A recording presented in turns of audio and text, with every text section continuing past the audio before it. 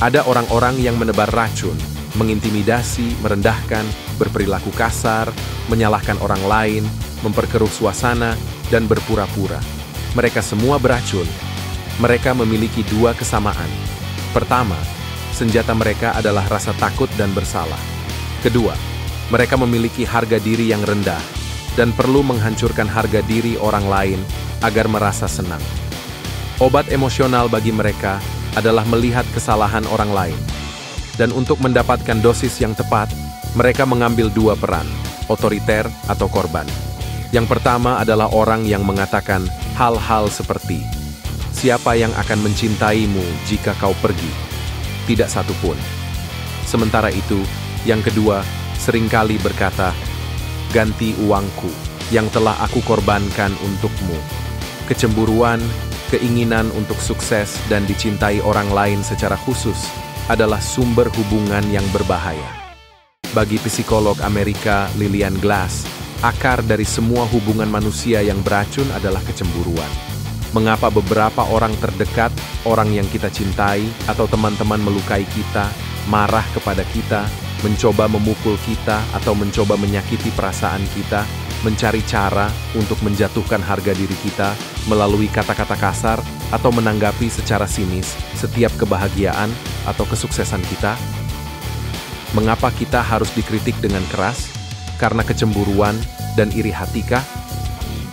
Bagi mereka yang merasa tidak puas dan tidak mampu mencapai keinginan tertentu, akan senantiasa mendambakan sesuatu untuk dimiliki, meraih sukses, dan dicintai orang lain, serta terobsesi mendapatkan itu semua demi kepuasan pribadi mereka sendiri. Rasa frustasi orang lain yang melihat kita sebagai pemenang dan mereka menganggap diri mereka sebagai pecundang, mendorong mereka untuk memukul kita secara mental dan verbal, dan terkadang bahkan dengan kekerasan fisik. Hal itu juga menyebabkan mereka terlibat dalam permainan kata-kata dan perilaku yang menjengkelkan, kotor, dan kejam. Kecemburuan atau harga diri yang rendah adalah alasan banyak perilaku negatif menyerang kita, tapi perilaku serupa juga menyembunyikan kita dari orang lain. Ketika orang-orang beracun menjadi bagian dari keluarga, dapat menimbulkan masalah psikologis yang nyata karena keberadaan dan kesinambungan hubungan tersebut. Di tempat Anda bekerja, kehadiran orang-orang beracun dapat membahayakan kelangsungan pekerjaan kita karena mereka senantiasa mengganggu kinerja, membebani kita dengan konflik yang berkepanjangan. Rumus ajaib untuk membersihkan racun dalam hubungan kita adalah dengan berhadapan langsung dengan orang yang mengganggu dan berbicara secara terbuka. Salah satu caranya adalah dengan tetap menjaga selera humor. Kendurkan ketegangan dan bersenang-senanglah. Menghadapi orang semacam ini, kita dapat membuang racun dan mendapatkan manfaat dari tawa. Pertama-tama Anda perlu rileks. Bernapaslah perlahan-lahan masuk dan keluar selama beberapa detik sambil mengingat kata-kata dan tindakan beracun, seolah-olah dikeluarkan dari tubuh bersama udara. Kemudian Anda harus mengatakan sesuatu yang lucu, yang akan menarik perhatian pelaku kekerasan verbal. Ini berfungsi untuk menghilangkan ketegangan. Penting juga untuk berhenti memikirkan masalah sepanjang waktu, yang hanya berfungsi untuk memperbesarnya, karena pikiran seperti kaca pembesar yang meningkatkan fokus. Ada kalanya ketika orang beracun membuat pikiran kita tampak runtuh, menjadi satu-satunya hal yang dapat kita pikirkan, di mana hal itu menyakitkan sekali.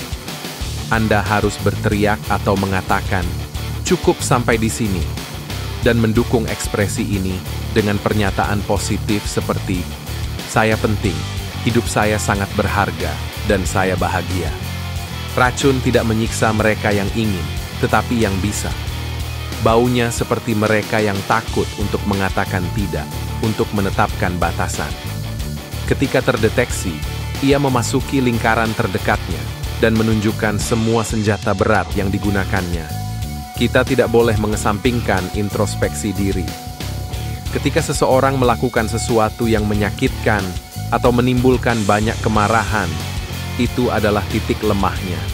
kita harus mengubah luka menjadi sumber pembelajaran. Luka bisa menjadi sumber kekuatan bagi kita untuk menyerang balik, meskipun itu juga tidak ada gunanya. Tanyakan pada diri sendiri, mengapa begitu menyakitkan saat saya menyapa atasan? Apakah ibu saya membuat saya merasa tidak terlihat? Jika tidak, rangkum emosi buruk, kirimkan, dan buatlah sakit dalam tubuh dan pikiran Anda. Kita harus berinteraksi dengan orang-orang yang memberi nilai tambah pada kehidupan kita.